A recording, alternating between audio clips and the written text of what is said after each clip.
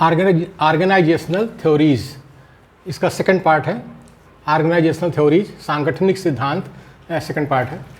इसका पहला पॉइंट है, there is a direct relationship among family members and activities are limited, therefore family is a simple organization, wherever government organization is a complex organization, ये जो परिवार है, यानी एक परिवार में सदस्यों के बीच सीधा संबंध होता है, एक परिवार में सदस्यों के बीच सीधा संबंध होता है और गतिविधियां सीमित होती हैं, अतः परिवार एक सहज संगठन है। एक सहज संगठन माने सिंपल ऑर्गेनाइजेशन है, जबकि सरकारी मंत्रालय या सरकारी संगठन एक जटिल संगठन है। जटिल माने कॉम्प्लेक्स संगठन है।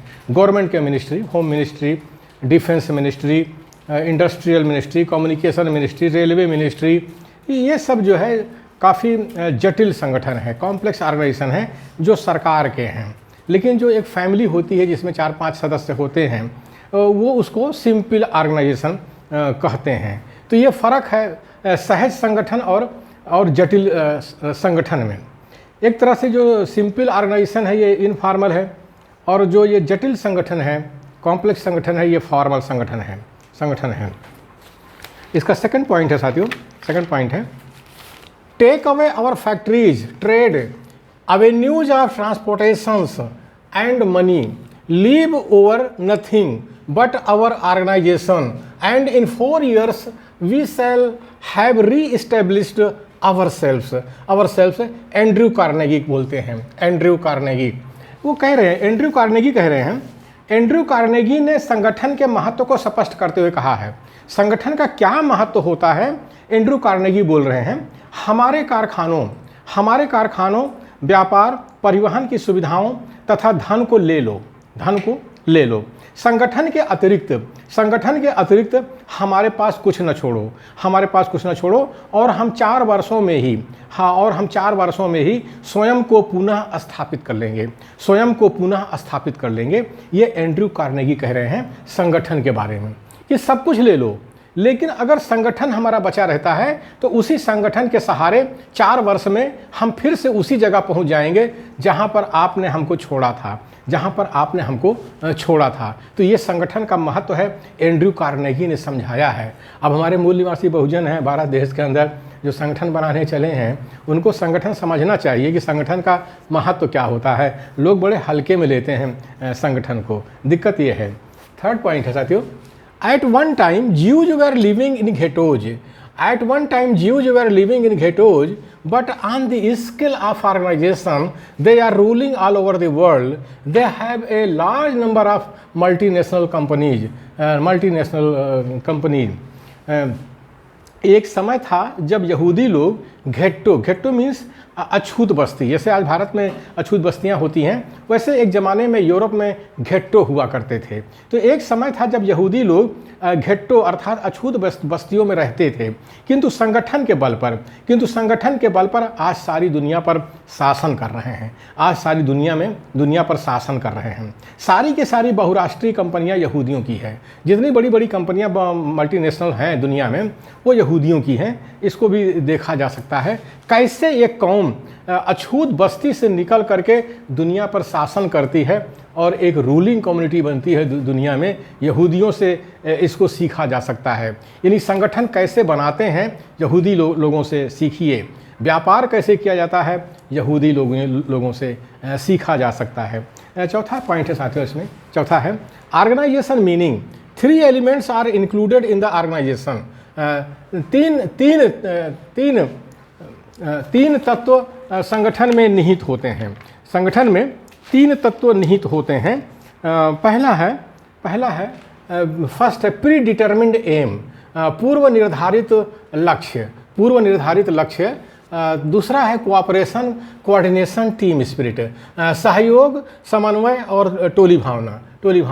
थर्ड है participation of a large number of persons, मतलब ढेर सारे लोगों का सहभाग।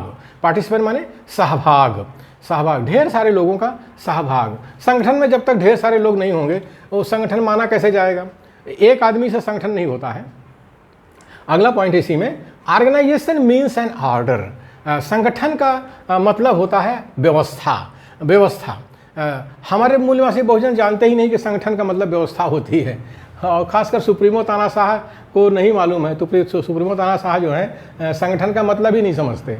अरे संगठन का मतलब होता है ऑर्डर माने एक व्यवस्था। और ये सुप्रीमो तानाशाह क्या करते हैं, संगठन के अंदर अव्यवस्था फैला देते हैं, कयोस फैला देते हैं, अराजकता के हालात होते हैं जिस संगठन में सुप्रीमो तानाशाह होते हैं, सुप्रीमो तानाशाह। फिफ्थ पॉइंट है साथियों, टाइप्स ऑफ ऑर्गेनाइजेशन। संगठन के प्रकार, कितने प्रकार के संगठन होते हैं? तो पहला प्रकार है, ए है फॉर्मल ऑर्गेनाइजेशन, औपचारिक संगठन। दूसरा है इनफॉर्मल ऑर्गेनाइजेशन। फॉर्मल ऑर्गेनाइजेशन माने औपचारिक संगठन, ये ज़्यादातर सरकारी जो संगठन होते हैं उसी को फॉर्मल ऑर्गेनाइजेशन कहते हैं। इनफॉर्मल ऑर्गेनाइजेशन माने अनौपचारिक संगठन, ये जो पब्लिक होती है संगठन से, मतलब सरकार के अलावा जो पब्लिक होती है वो जो संगठन बनाती है, सामाजिक, सांस्कृतिक, धार्मिक और राजनीतिक संगठन, इसको इनफॉर्मल संगठन कहते हैं। अथवा सोशल साइकोलॉजिकल ऑर्गेनाइजेशन, या इसको ऐसा भी कहते हैं सामाजिक और मनोवैज्ञानिक संगठन। अब देखिए मनोवैज्ञानिक शब्द इसमें आ गया है। तो इनफॉर्मल संगठन में साइकोलॉजी का बहुत बड़ा महत्व है। लोगों के मनोविज्ञान को पढ़ना बहुत ज़रूरी है। ये इस सोशल साइकोलॉजिकल ऑर्गेनाइजेशन माने इनफॉर्मल संगठन में। और ह्यूमनिटेरियन ऑर्गेनाइजेशन अथवा मानवतावादी संगठन, इसको मानवतावादी संगठन भी कहते हैं। यानी इनफॉर्मल ऑर्गेनाइजेशन को सोशल साइकोलॉजिकल ऑर्गेनाइजेशन भी कहते हैं और ह्यूमनिटेरियन ऑर्गेनाइजेशन भी कहते हैं। अब ये ह्यूमनिटेरियन जो ऑर्गेनाइजेशन है, मानवतावादी संगठन है, इससे समझ में आना चाहिए कि जो इनफॉर्मल संगठन होते हैं, जो सामाजिक, सांस्कृतिक, धार्मिक और राजनीतिक क्षेत्र में होते हैं, तो ये मानवतावादी होते हैं।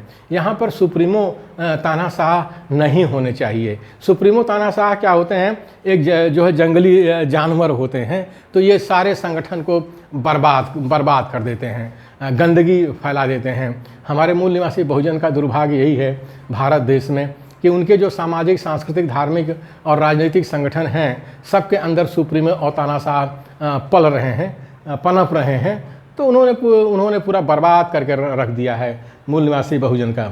और मूल निवासी बहुजन आज भारत के अंदर जो गुलामी की दशा में रह रहा है, जो जुल्म अत्याचार सह रहा है, उसका सबसे बड़ा कारण कि इन संगठनों में जो सुप्रीमो और तानाशाह नेता पनप रहे हैं, उनकी वजह से ये मूल निवासी बहुजन की दुर्गति हमारे भारत देश में हो रही है।